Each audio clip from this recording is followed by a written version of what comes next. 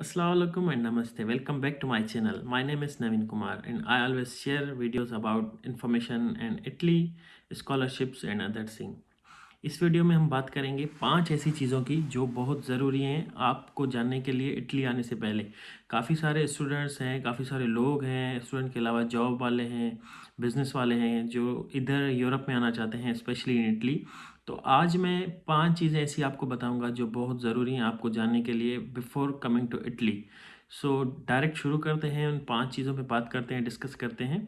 तो वो चीज़ें बहुत इम्पोर्टेंट फैक्टर हैं आपका डिसीजन लेने के लिए इटली आने से पहले। तो आइए शुरू करते हैं। नंबर 1, जो पहला सबसे इशू है इटली आने का, इटली आने के बाद जो है वो आपको लैंग्वेज बैरियर है। जो इधर लैंग्वेज है वो 80 से 90% इटालियन चलती है, एक्सेप्ट योर यूनिवर्सिटी और you are doing job may be in international company. यहाँ पे जो लोकल लैंग्वेज है, यहाँ की जो ऑफिसेज में, बसेस में, जहाँ भी आप जाएंगे आपको इटालियन लैंग्वेज मिलेगी, इंग्लिश नहीं मिलेगी, क्योंकि इधर के काफ़ी लोग इंग्लिश बोलना पसंद नहीं करते। और अगर आप उनसे इंग्लिश में बात करेंगे तो हालांकि वो आपको जवाब भी नहीं देते। तो इसलिए इटली आने से पहले लैंग्वेज को जो है अपनी इम्प्रूव करके आए इटालियन लैंग्वेज को, क्योंकि यहाँ पे 80% से 90% इटालियन लैंग्वेज चलती है। अब उसके क्या नुकसान आते हैं? उसके ये नुकसान आते हैं कि आपको इन्फॉर्मेशन नहीं मिलती, लैक ऑफ इन्फॉर्मेशन नहीं थी। फॉर एग्जांपल आप जो है कोई इधर बोनस चल रहा है या फिर कोई इशू है आपके साथ, तो आपको इन्फॉर्मेशन मिल ही नहीं पाती कि चल रहा है, लोकल ट्रेंड क्या चल रहा है, क्या चीज़ें चल रही हैं। तो आप करंट ट्रेंड से जो है अनअवेयर रहते हैं, क्योंकि इन्फॉर्मेशन नहीं होती आपके पास। एक तो आपको लैंग्वेज नहीं आती, आपके दोस्त भी कम बनते हैं उस वजह से। आपके क्लास वाले होंगे, ये होंगे, वो होंगे, वो भी काफ़ी ज़्यादा इटालियन होंगे, तो आपके दोस्त वगैरह भी कम बनेंगे, तो आपका कम्युनिकेशन गैप भी हो जाएगा।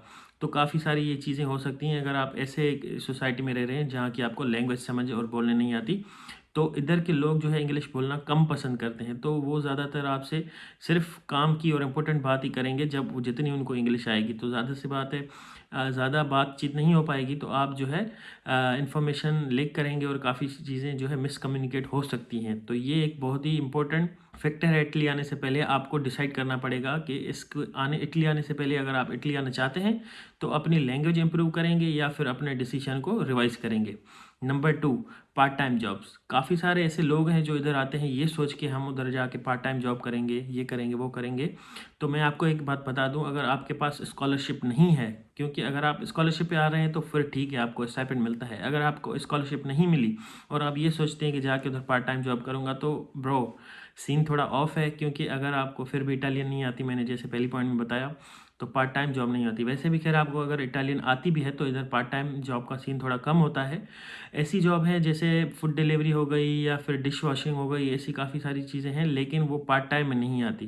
क्योंकि अगर आपको जॉब इधर मिल भी जाती है लैंग्वेज के अलावा या कोई ऐसी भी, तो वो फुल टाइम ही होती है। इधर पार्ट टाइम या पर आवर का इतना ज़्यादा नहीं होता, लेकिन बहुत कम रेशो है। फॉर एग्जांपल अगर आप जॉब डिलीवरी का काम कर रहे हैं, फूड डिलीवरी का, तो उसमें आपको थोड़ा बहुत वो मिल जाता है, लेकिन फिर भी उसमें आपकी कॉस्ट जो है कवर नहीं हो पाती। या तो फिर आप पढ़ाई पे ध्यान देंगे या तो फिर उस चीज़ पे ध्यान देंगे, एक ही चीज़ में आप फंस जाएंगे। तो इसको आपने देखना होगा कि पार्ट टाइम जॉब के लिए अगर आप स्पेशली आ रहे हैं कि उधर जाके खुद भी कमाऊंगा, फैमिली भी पीछे है, तो वो थोड़ा सीन ऑफ है।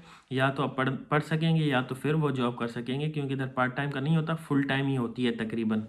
Number 3, bureaucracy. इटालियन ब्यूरोक्रेसी बहुत सुस्त है। इधर आपका अगर कोई डॉक्यूमेंट बनाना है या कोई ऐसी चीज़ जो करनी है गवर्नमेंट से, वो काफ़ी चीज़ें जो है लेते हैं, काफ़ी प्रोसीजर्स होते हैं और बहुत ज़्यादा टाइम लग जाता है। फॉर एग्जांपल अगर मैं रोम की बात करूं, जो कि इधर का कैपिटल सिटी है, यहाँ पे आप आते ही अगर आप परमिसो दी सोजोर्नो, जिसको रेजिडेंट परमिट बोलते हैं, वो अप्लाई करेंगे तो कम से कम 6 से 8 महीने आपको वो लेते लेते लग जाएंगे। और अगर आपका वो एक्सपायर होने वाला है, फिर से आप अप्लाई करेंगे तो तकरीबन 6 से 8 महीने अगेन लगेंगे। तो ये एक उनका एक एग्जाम्पल है। उसके बाद सो काफ़ी सारी चीज़ें होती हैं, जैसे आपकी यूनिवर्सिटी हो गई या फिर आपकी कोई ऐसे डॉक्यूमेंट्स हो गए, जैसे आपके घर का कॉन्ट्रैक्ट हो गया, ये हो गया, वो हो गया।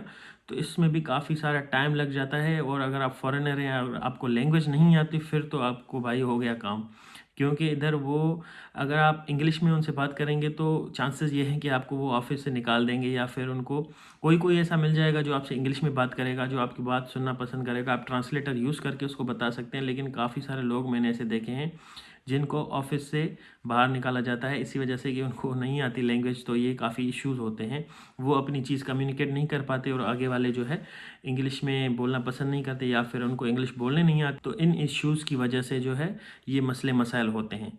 तो यही है कि यहाँ की ब्यूरोक्रेसी वैसे ही बहुत जो है स्लो है, काफ़ी सारी चीज़ें होती हैं, काफ़ी सारे प्रोसेसेस होते हैं, तो उसमें टाइम लग जाता है। नंबर 4 पॉइंट है job after study. For example आप इधर आए हैं स्टडी के लिए और अब आप सोच रहे हैं आफ्टर स्टडी मैं उधर जॉब कर लूँगा, तो ये भी मसला हो सकता है। यही पॉइंट रिलेट करती है जाके पॉइंट नंबर 1 से, कम्युनिकेशन। अगर आपको इटालियन लैंग्वेज अच्छी आती है, आप फ्लुएंट हैं, तो आपको जॉब मिल सकती है। वरना जो है वो भी थोड़ा सीन ऑफ है, क्योंकि यहाँ पे जो ऑफिस हैं हर चीज़ यहाँ पे इटालियन में बोली जाती है, अंदर जो इंटरनल उनका एनवायरनमेंट होता है, तो उसके लिए आपको इटालियन लैंग्वेज आपके स्टडी के दौरान ही सीखनी पड़ेगी।